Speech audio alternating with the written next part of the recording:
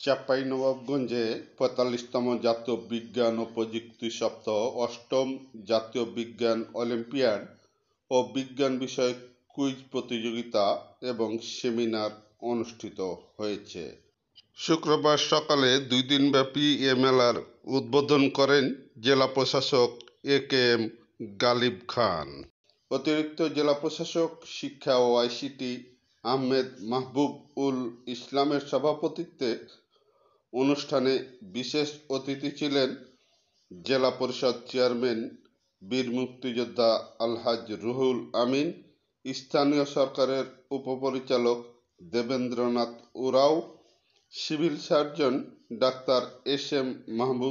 মাহমুদুর রশিদ, নবাবগঞ্জ সরকারি কলেজের অধ্যক্ষ প্রফেসর ডক্টর সৈয়দ মোজারুল ইসলাম তরু, বীর মুক্তিযোদ্ধা অ্যাডভোকেট আব্দুস সামাদ সহ অন্যরা।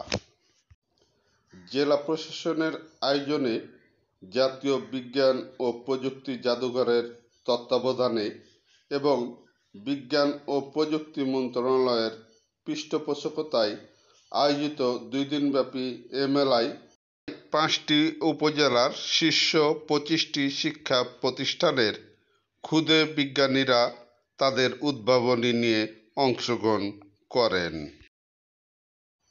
আপনাদের প্রতি অনুরোধ, ভিডিওটি ভালো লাগলে শেয়ার করে অন্য বন্ধুদের দেখার সুযোগ করে দিবেন।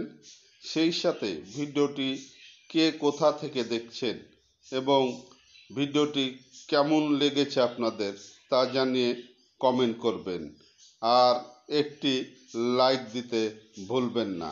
আপনারা দেখছেন প্রধান অতিথি জেলা প্রশাসক এ.কে.এম. গালিব খান বিভিন্ন স্টল পরিদর্শন করছেন। তার সাথে রয়েছেন আজকের বিশেষ অতিথিবৃন্দ।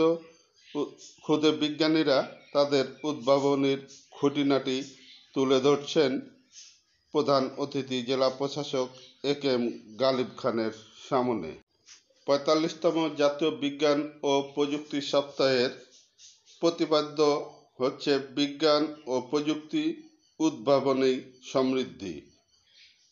উল্লেখ্য, একই সময়ে জেলা সদরের কালেক্টরেট গ্রিনভিউ উচ্চ বিদ্যালয়ে ক্ষুদে বিজ্ঞানীদের অংশগ্রহণে ৮ম বিজ্ঞান বিষয়ক কুইজ প্রতিযোগিতা ও সেমিনার অনুষ্ঠিত হয়েছে। আগামীকাল শনিবার বিজয়ীদের মাঝে পুরস্কার বিতরণের মধ্য দিয়ে এ মেলার সমাপনী অনুষ্ঠিত হবে। ভিডিওটি শেষ পর্যন্ত দেখার জন্য আপনাদের অসংখ্য ধন্যবাদ।